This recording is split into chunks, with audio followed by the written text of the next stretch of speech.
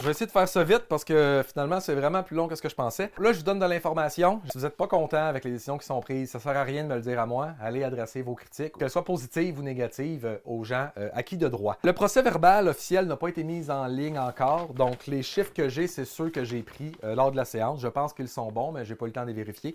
Soyons donc prudents là-dessus. Je vais arrondir aussi les chiffres, mettons, à la dizaine près. Par rapport à ça, le PV qui n'est pas encore en ligne ou l'ordre du jour. Sachez que légalement, le conseil municipal doit fournir un ordre du jour au début de l'Assemblée. Il n'est donc pas obligé de le mettre avant.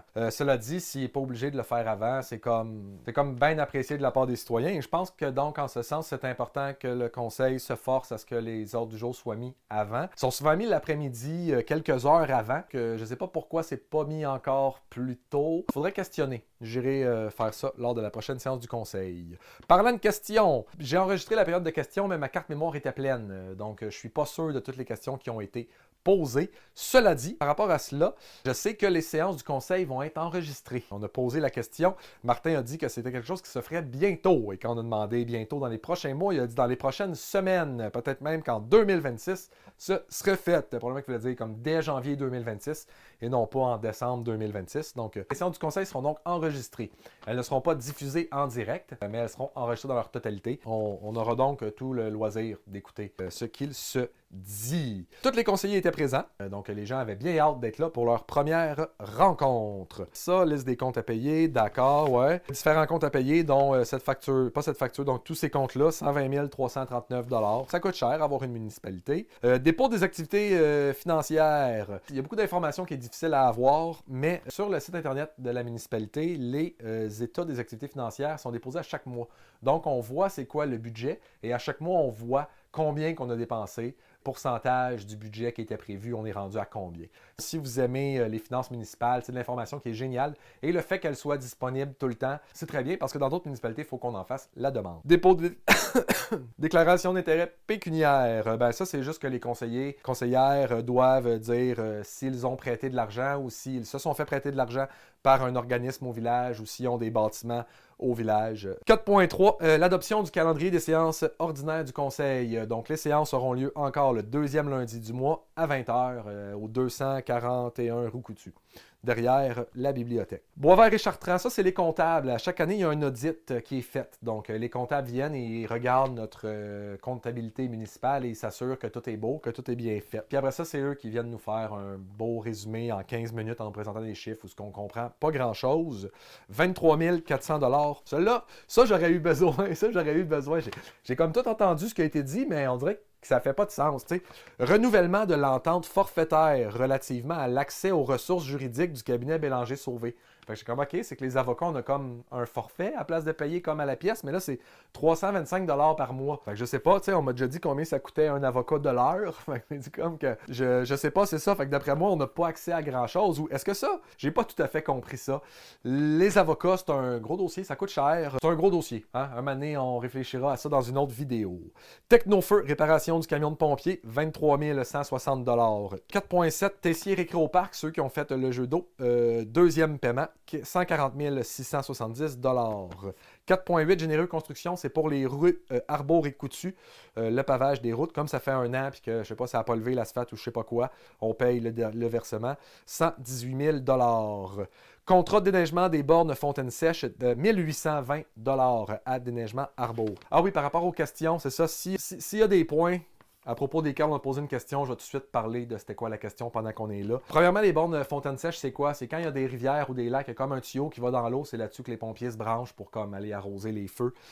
Ces bornes-là sont déneigées l'hiver. Il y a aussi quelqu'un qui vient, une firme extérieure, qui vient plonger dans l'eau pour s'assurer que le tuyau, il n'y a pas de problème. Et ça coûte très cher. Donc, avec quelqu'un qui avait déjà demandé est-ce qu'on pourrait faire ça à l'interne pour éviter de payer une firme de l'extérieur. Finalement, c'était compliqué. Mais la personne avait parlé à quelqu'un de la MRC. Fait que là, il y a eu des échanges à propos de qu'est-ce qui pourrait être fait. Il n'y avait rien de concret qui a été dit, mais ça s'est discuté un peu dans la période de questions. Un autre contrat de déneigement pour ce qui est du pont du chemin Saint-Damien. Encore déneigement Arbour, 2500 $. Qu'est-ce qui est le pont? OK.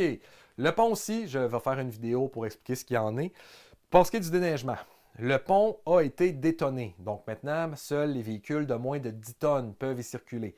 Et les camions de déneigement pèsent plus de 10 tonnes. Donc, ce qui se passe, c'est que Saint-Émilie va déneiger jusqu'au pont et virer de bord et va aller faire les chemins appartenant à Saint-Émilie. Et Saint-Damien va faire le kilomètre de chemin de leur côté du pont. Et comme le pont ne sera pas déneigé, c'est le tracteur de déneigement Arbour qui va aller déneiger parce que le tracteur ne pèse pas 10 tonnes. Programme d'aide financière pour la mise aux normes des installations septiques. OK, ça j'en parle vite. C'est que la municipalité, ce qu'elle fait, c'est qu'elle a fait un emprunt. Et si des gens doivent mettre leurs installations septiques aux normes, ben ils font une demande d'aide financière. Donc la municipalité paye les travaux et ces gens-là les remboursent en payant une taxe supplémentaire jusqu'à temps que ce soit remboursé. C'est ce programme-là. 6 600 $ pour les travaux. Et il y a une firme qui vient faire les plans de quelles sont les installations et qui vérifie après pour s'assurer que les travaux sont bien conformes. Et ça a coûté 2070 $. Appui maintien au bureau de poste de la municipalité. Ouais, fait que le conseil a signé une lettre pour dire qu'il s'opposait fermement à la fermeture du bureau de poste. Une lettre envoyée aux députés fédéraux et à plusieurs personnes. J'ai demandé, le bureau de poste est supposé fermer. Ça n'a pas été dit, il n'y a pas eu d'annonces qui ont été faites. Cela dit, les échos seraient qu'il y a des compressions chez les Postes Canada et qu'une des solutions, ce serait de fermer des bureaux de poste. Donc, ça pourrait être une chose qui serait envisagée. Alors, de façon préventive, le conseil a signé une lettre pour dire qu'il ne fallait pas fermer le bureau de poste. Nomination d'une mairesse suppléante, Céline Racicot-Lapointe, qui a été nommée mairesse suppléante. 6.1 Loisirs Emploi Été Canada, c'est un programme de subvention, donc c'est des subventions pour des emplois pour les jeunes de moins de 30 ans. Il y en a eu 3 de faites, une pour camp de jour, une pour le pariteur, puis une pour le sauveteur. Patinoire chez les loisirs, Gîte Enfant. Le Gîte Enfant s'occupe de l'animation les samedis à la patinoire. Donc, c'est un contrat qui leur était alloué. On parle de 6 260 $ pour faire l'animation et un 600 $ aussi qui est alloué pour les collations pour les enfants. Transport routier, permission de voirie et entente d'entretien. Ils ont demandé au MTMD s'ils pouvaient comme travailler sur des places où ça appartient au MTMD. Déneigement, il y a 3 rues, la rue de l'Horizon, la rue de l'Ingénieur et la rue de la Nature, qui ont demandé à ce que la municipalité s'occupe du déneigement de leur rue en échange d'une taxe de secteur. Donc, c'est 2,14 km et donc on répartit le coût du déneigement entre toutes les propriétés et les terrains. Voilà pour ça. Urbanisme, PIA. Ça, c'est que dans le centre du village, si tu veux faire une modification à ton bâtiment, il faut que tu demandes pour être sûr que tu fasses un bâtiment qui va respecter le cachet du village et que ton bâtiment sera gris. Et c'est ça, fait qu'il y a quelqu'un qui voulait une remise, donc ça a été accepté. Quelqu'un voulait rénover 2 balcons, ça a été accepté. Dans Varia, il était question de la grande semaine des tout-petits. Et il y a aussi un gala où est-ce que le Parc Nature Émile-Noix a gagné un prix. Voilà, on passe maintenant à la période de questions. Comme je vous dis, je vous résume un peu ce que je me rappelle qui a été dit. C'est de l'information qui est de ma mémoire. J'ai posé la question par rapport à l'eau. Je voyais qu'il y avait encore sur Facebook beaucoup de gens qui avaient de l'eau rouillée. Qu'est-ce qu'il en était? Le maire là-dessus, c'est la même réponse qu'il donne depuis toujours. Le système est vieux, il y a de la rouille. Est-ce que c'est les camions qui passent sur le pont parce que le tuyau passe en dessous du pont? Est-ce que c'est ça qui fait découler la rouille?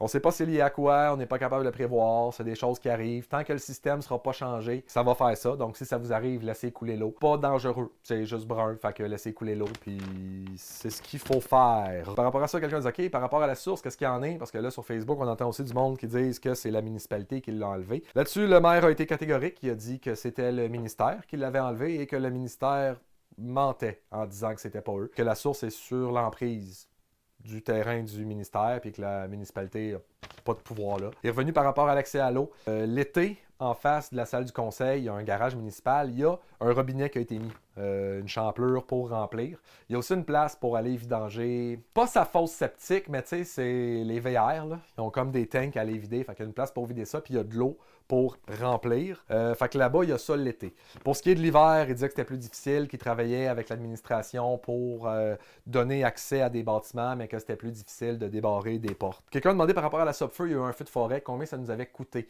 Ce qui a été dit, c'est que quand c'est un feu de forêt, les pompiers appellent la Sopfeu et dans ce cas-là, c'est le ministère du Québec qui paye pour ce service d'incendie-là. Déficit, quelqu'un a demandé ce qu'en était avec le déficit de 300, presque 400 000. Qu'est-ce qu'en était? On attendait des nouvelles du ministère du MAMACH, ministère des Affaires municipales et de l'Habitation. Toujours pas eu de réponse du MAMACH. Donc, c'est ça. Le fait, c'est qu'une municipalité ne peut pas faire de déficit. Donc là, comme il y a un déficit, c'est soit qu'il faut le payer ou c'est soit de prendre un règlement d'emprunt pour le payer en plusieurs années. C'est le MAMACH qui est supposé recommander quelque chose, je pense, mais on n'a toujours pas eu de nouvelles, ce qui est anormalement long. Et étrangement, Saint-Émilie ne serait pas la seule municipalité à attendre des nouvelles du MAMACH. Donc, qu'est-ce que ça veut dire? Je ne le sais pas. La personne disait, comme c'est un déficit quand même 400 000, est-ce que ça va signifier des compressions au niveau du budget? Là-dessus, le maire a répondu qu'il n'y avait pas de grosses dépenses qui étaient prévues en 2026. C'était une année de consolidation. Là-dessus, j'ai quand même demandé, parce qu'on avait un plan triennal qui disait qu'il y avait 200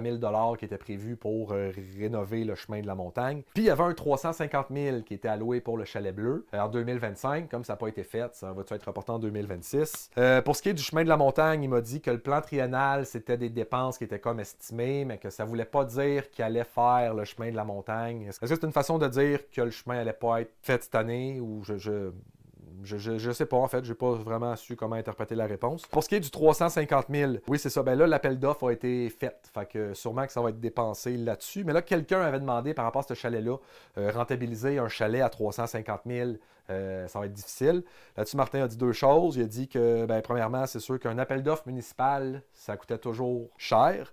Et ensuite, qu'il y avait 180 000 qui étaient subventionnés et que c'était de là que venait la rentabilité. On va faire un dernier petit point. On va essayer de faire ça vite par rapport à la régie interne. Quelqu'un a demandé ça. Je vais essayer de vous mettre en contexte.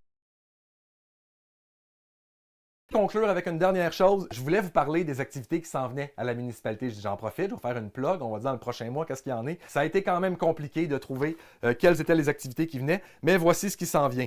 Demain, 19 novembre, il y a une conférence à la bibliothèque sur la communication non violente. Les jeudis à la bibliothèque, c'est les jeudis jeux de société. Il paraît que c'est très populaire, c'est très le fun. Le 29 novembre, c'est le marché de Noël de Saint-Émilie. C'est samedi, je serai pas là, je serai à Saint-Zénon pour aiguiser des couteaux. Il n'y avait plus de place à Saint-Émilie. Et le 6 décembre, c'est le Père Noël qui s'en vient au Parc Nature Émilie-Noire. Donc voilà pour cela. Bon, si vous trouvez que c'est à long, dites-vous que c'est un résumé. Merci, bonsoir.